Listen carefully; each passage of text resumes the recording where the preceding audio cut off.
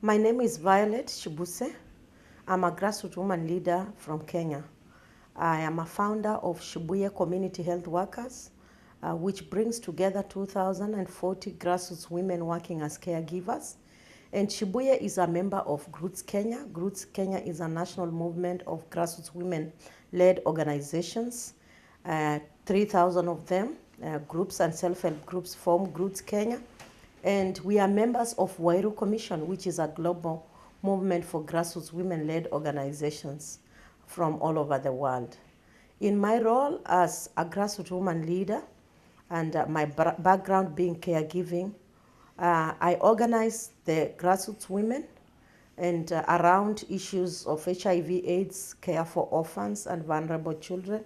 We also work on women's rights to property and inheritance because HIV revealed quite so much in our community that most widows were being denied accessibility to their property rights. So we have a big campaign working to ensure that women access their property rights. We also work on resilience, building resilience communities. Because of climate change, the communities have really been affected, especially like my community is an agricultural community. The time when we are expecting rains, we don't have rains.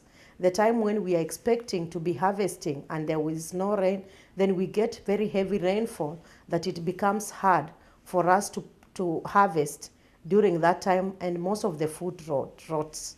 So we have been doing a resilience in our community to ensure that our communities are able to deal with situations like drought, like disasters that happen, including natural disasters, things that are actually man cannot control because of the current climate change situations, but also small disasters like fire that hit slum informal settlements because of the infrastructure and children are burned. We work around all those issues.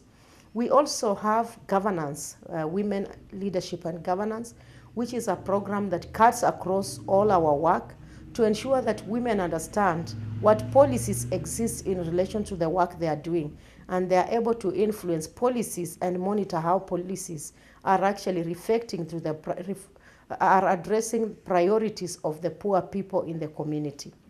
We also have seen women who are organizers advancing and being able to be taken in key leadership positions, including elected and nominated, because there has been a real shift in how people perceive grassroots women, not just as beneficiaries, but we are now perceived as leaders. And this is a real transformation because first, in our countries, we had to deal with people accepting women to be leaders. We don't take this for granted. I think this has been a very big progress because now women are able to sit in key decision-making committees that prioritize around issues like agriculture, issues like water and sanitation, including issues that respond to poverty and anti-corruption in our countries, and I think this has been very tremendous.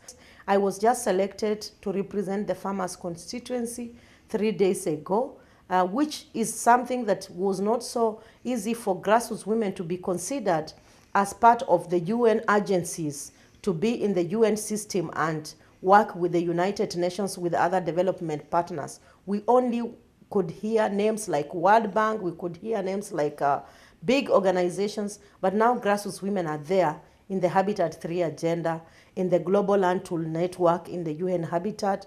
I've been sitting on the UN Women Global Civil Society Advisory Group with other grassroots women from Huairou Commission. And I think this is a real gain that we can say we have actually achieved so much in increasing the visibility of grassroots women as leaders. So because of the work women are doing, because of the how women have been perceived from the time immemorial, women have taken on responsibilities that revolve around the well-being of people in the society, to ensure that people's rights are observed without actually calling it rights, but in a way of actually demonstrating that it's good to treat other people fairly. Women have demonstrated that. So development is all around ensuring that people's lives are improving, and women are improving their lives every day. But that is not just why women are involved. women have had a very long time of struggle with the issues that are affecting them, but without having a space where they can change these issues. So this space helps to bring grassroots women together, to redefine the work they are doing and be able to match it in the development language, because the barrier has been the language. How are roles defined in the development language, and what are the practical things that the women are struggling with, and not just sitting to struggle, but they are also changing their lives day to day. So I think that's why it's important for women to be there, because women have solutions to the problems that they are facing in their community based on their lived experience, and they can bring their voices strongly. They have very unique practices. They are innovators in how they respond to development challenges. And I think this is why we really care about women, and especially grassroots women, because that's what they do on a day-to-day basis.